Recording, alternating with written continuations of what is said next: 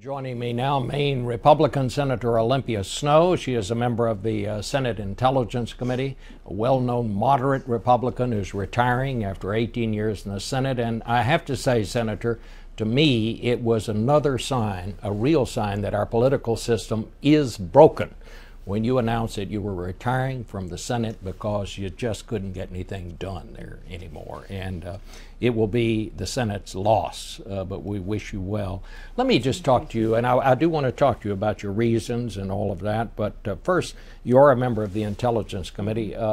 Where do you weigh in on this whole Benghazi situation? Well, first and foremost, we have to get to the truth, and as a member of the Senate Intelligence Committee, we're doing exactly that. We have had at least 8 hours of hearings this last week. We intend to have at least 3 more hearings and publish a report at the conclusion of those hearings. What is most disturbing, in my estimation, is the discrepancy about those talking points and the reality that existed on the ground, and why the administration wasn't able to get the information in a more accurate picture what transpired and delivered to the American people with confidence, and pulling the pieces together in a way that we knew exactly who was responsible, for killing 4 of our Americans and attacking our facilities. And unfortunately, they didn't do that. It took so long. In fact, it took 17 days for the Director of National Intelligence even to issue a statement to say that it was a deliberate and organized terrorist attack. That's unacceptable in today's environment. Do you have any answers yet as to why we know that they had asked to maintain the current level of security, and that was turned down? Do we have any idea on what that decision was based on? No, and we're still getting to the bottom of that. That's one of my primary concerns, and that's certainly what I'm driving to. First of all, why there was failure for adequate security at the temporary mission. Secondly, why they didn't assess the security risks that were posed to that facility. They had abundance of threat reports and incidents, both to that facility and other consulates, that would have suggested that they were in a high threat environment. I co-sponsored the initial legislation. I was the lead Republican in the House to create this Diplomatic Security Bureau and the Accountability Review Board that also has been initiated, so we can get to the bottom of it and who's responsible. But essentially, there was very minimal security. The physical barriers weren't sufficient. The attackers, the mob, overran the complex. The militia that we were depending on dispersed, did not provide any defense, and we had very few security personnel in the most high-threat environment possible. On the anniversary of 9/11. Exactly. Let me ask you this.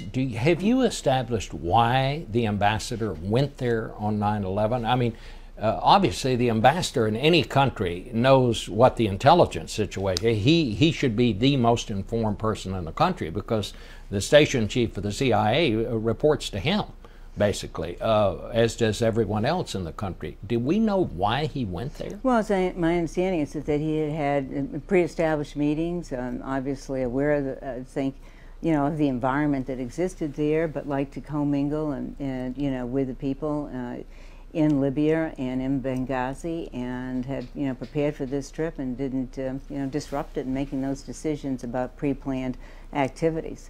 But it's clear we've got a lot of answers to secure regarding the overall lack of security, and why the intelligence community wasn't able to get the message out, and the administration, as to why we didn't have a full and complete picture as to who was responsible in the days following that event.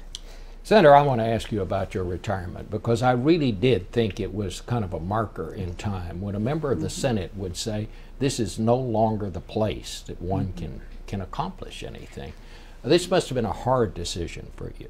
It was very much so, Bob, and I appreciate your comments. And I did, and it was something that I had to think about, and I started to think about the future of the Senate and what had transpired.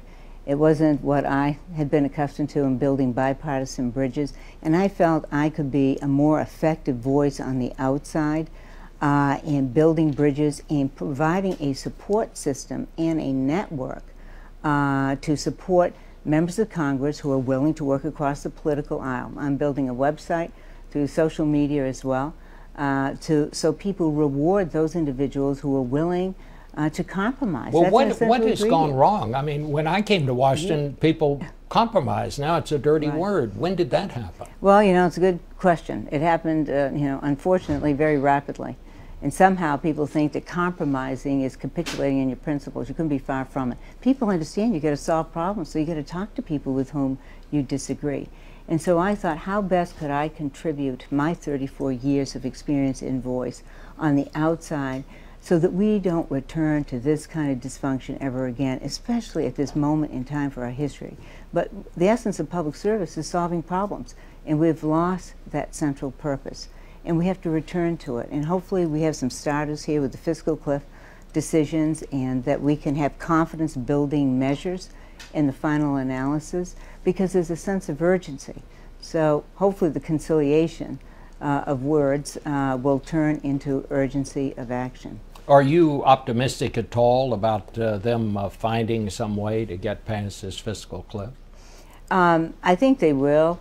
You know, that's, I think on the short term they have to, because every tick of the clock is going to ratchet up the risk to the economy. We've already seen a 600-point drop in the Dow Jones. Europe has returned to a recession. We could trigger a double-dip recession. So we can ill afford to repeat the debacle surrounding the debt ceiling crisis in 2011 that created, based on one study, the highest level of policy uncertainty over the last 20 years, surpassing the wars, surpassing 9/11, and even surpassing the financial crisis. So we have no choice. So I hope they've gotten a message from this last election. People want their elected officials to work together. Senator, I want to thank you for being with us this morning. I want to wish you the best of luck, and Washington will be less because you are no longer a member of the Senate. We wish you well. Thank you, Bob, very much for those kind words.